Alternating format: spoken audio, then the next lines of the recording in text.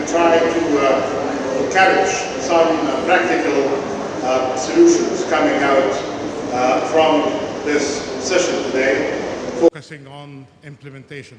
I had a very good discussion during the days of the summit. And the first day there was a round table led by the heads of state. The co-chairs in this session that I moderated was the President of South Africa and the President of the European Council. And it was very clear, really, that people may have different definitions and perspective of what just means. I think we can consult some philosophy textbooks about that.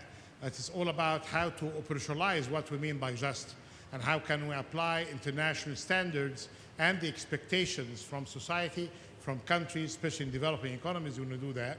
And the good thing is that we have, when it comes to the impact of transformation and dealing with disruptions, either through the impact of the climate crisis itself, or sometimes even worse, when we are trying to provide cures to the crisis if we are not handling them properly. During the celebration of 100 years of existence of the ILO, there were many important outcomes, and I like to recognize the leadership of Guy Ryder, the former head of the ILO, who spent 3 years working on matters related to just transition and impact on labor markets and how to deal with issues from climate, challenges of sustainability, matters related to digitalization, and issues related to shocks coming from technology transfer as well. So I was happy really to see in this in that discussion that I moderated that these ideas have been shared between the South and the North because they are really very much in common sense. If we want to take it in a few stages of action, there are 4. The first one is related to policy formulation and the institutions that are required to apply these policies at the national level, including regulatory policy. The second is related to framing the financial needs. I would say that the best in existence now, which is not always applied, is the integrated national financial framework that is associated with sustainability at large, including sustainable development goals, which, as we know, include SDG 13, climate action, and SDG 8, which is dealing with growth and jobs. So an integrated national financial framework, I think it's very much emphasized as well by the recent report that came from Vera Songwe and Nick Stern, which was commissioned by COP26 and COP27, that you need to identify the needs and you need to mobilize the sources of finance from public, private, domestic, and external finance. And it could be a good way as well to consider better debt management and more effective trade when you are doing all of that. So that gets me into the third point, which is basically about how to mobilize finance effectively. And if we are just stopping at the 100 billion, yes, they were important. Nice round figure announced 2009, never been submitted in full in any year, even if you are generous enough to use the metric that is being used on the official report of the 100 billion.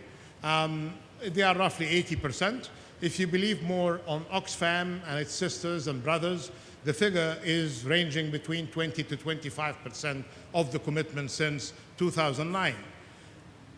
The sad story here, the 100 billion is not sufficient even if it is going to be fully there. It's less than 3% of the requirements.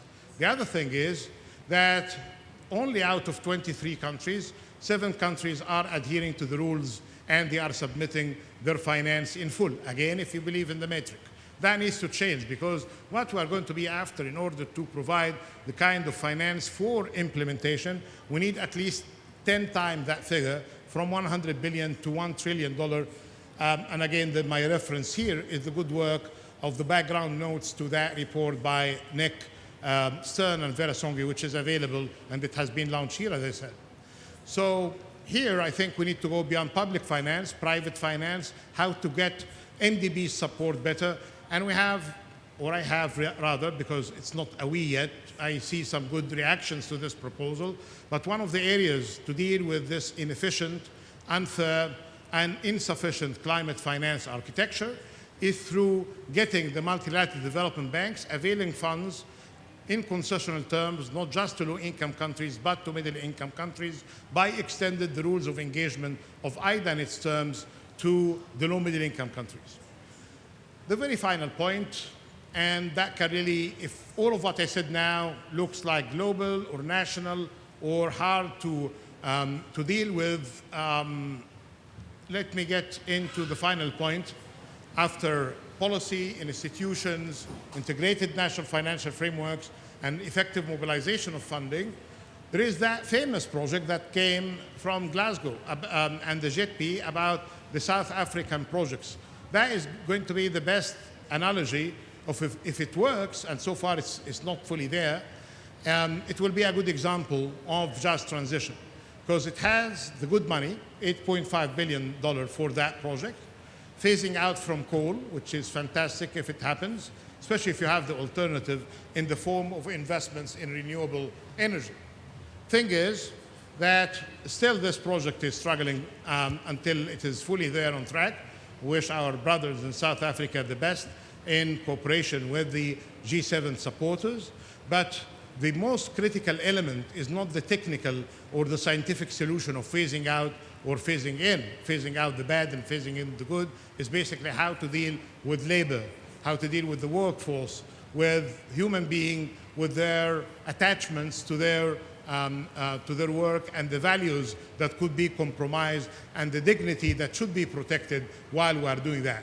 So just transition, quoting the Secretary General, it's basically without just transition, there is no transition.